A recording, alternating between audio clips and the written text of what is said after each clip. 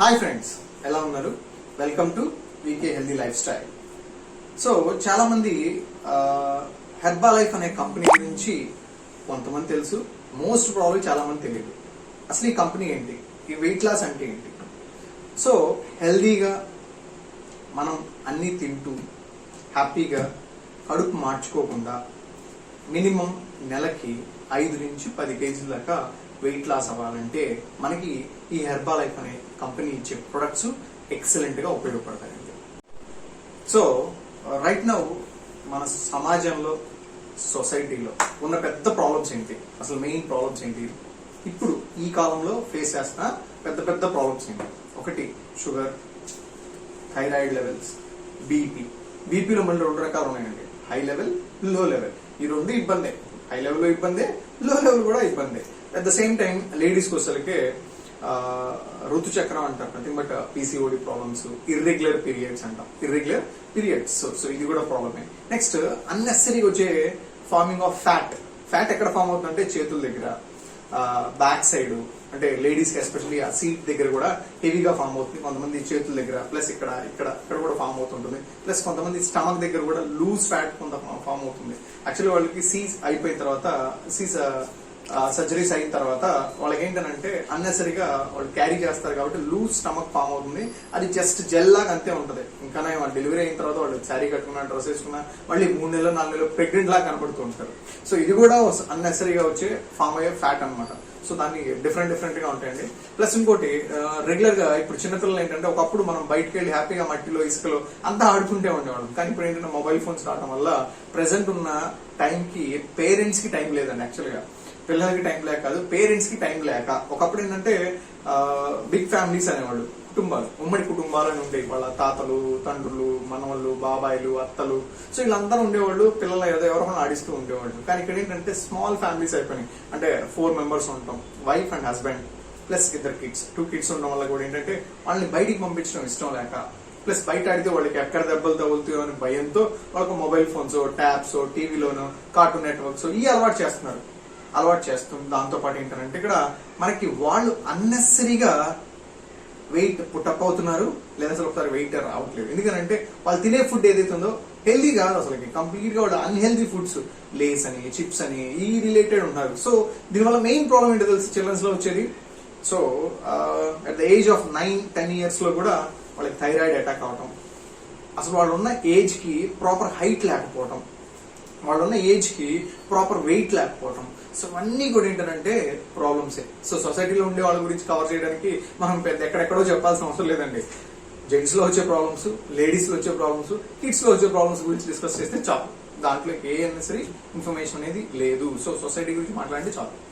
ఇప్పటి వరకు ఉండే జెంట్స్ ఉండే ప్రాబ్లమ్స్, లేడీస్ ఉండే ప్రాబ్లమ్స్, పిల్లలకి ఉండే ప్రాబ్లమ్స్, కిడ్స్ మేబీ, మనం దీనికి ఏదైనా సొల్యూషన్ ఎదుగుతున్నామా? ప్రతి ఒక్క ప్రాబ్లంకి ఒక సొల్యూషన్ ఉంటుంది. సో మనకి ఇంగ్లీష్ లో కూడా పెద్ద సామెత ఉంది, without a key there is no lock will be manufactured. అంటే ఏది లేకుండా, తాళం లేకుండా ఏ డోరు మ్యానుఫ్యాక్చర్ అవ్వదండి, అది ఫిక్స్డ్. కానీ మనకి ఇక్కడ ప్రాబ్లం ఏంటి? So nutrition. సింపుల్ ఎగ్జాంపుల్, ఏదైనా డాక్టర్ దగ్గరికి వెళ్ళినప్పుడు విటమిన్ ఏ షార్టేజ్ వచ్చిందంటే క్యారెట్ తినండి అంటాడు. స్కిన్ ప్రాబ్లం వచ్చినప్పుడు విటమిన్ సి షార్టేజ్ వచ్చింది తినండి అంటాడు. కాన్స్టిపేషన్ ప్రాబ్లం వచ్చినప్పుడు ఫైబర్ తగ్గిందండి అంటాడు. సో ఇలా చెప్తూ ఉన్నాడు. సో మీరు అబ్జర్వ్ చేశారా?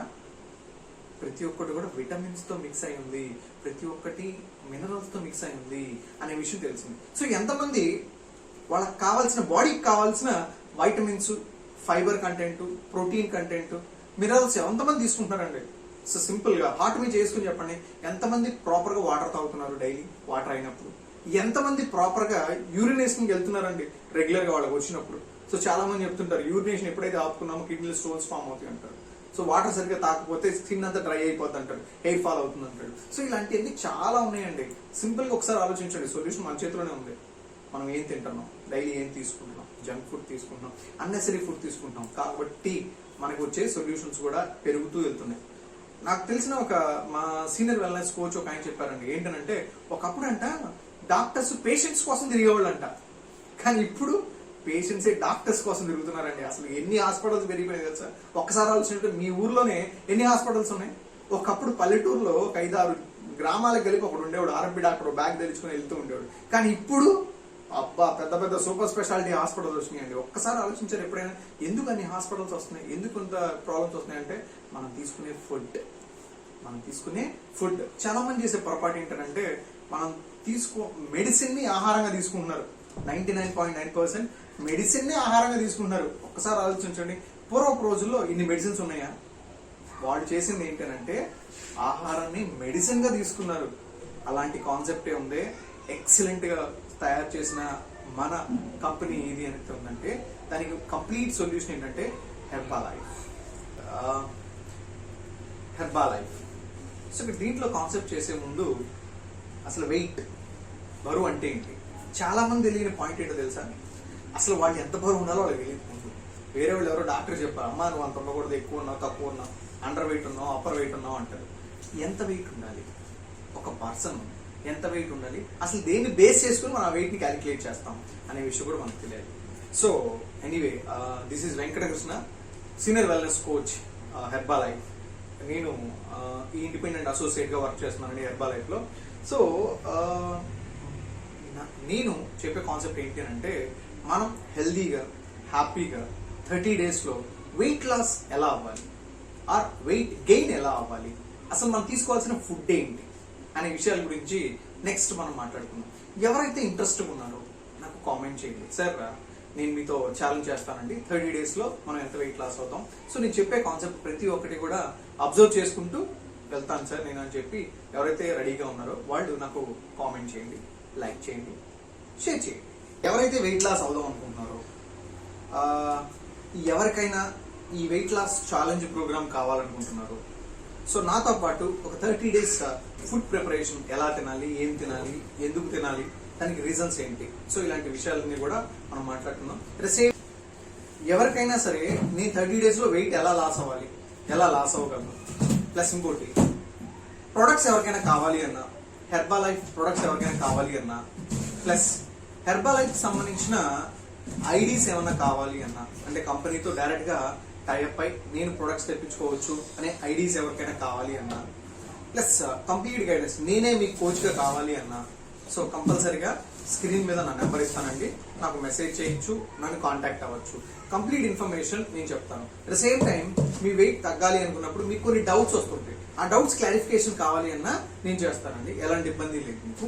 ఓకేనా? సో ఫర్దర్ గా ఎలా అప్రోచ్ అవ్వాలి, సార్ నేను ఇంత లాస్ అవ్వాలా, ఎంత లాస్ అవ్వాలి, ఎందుకు లాస్ అవ్వాలి, మీకు వచ్చే ప్రతి ఒక్క డౌట్ ని కూడా క్లారిఫై చేస్తాను.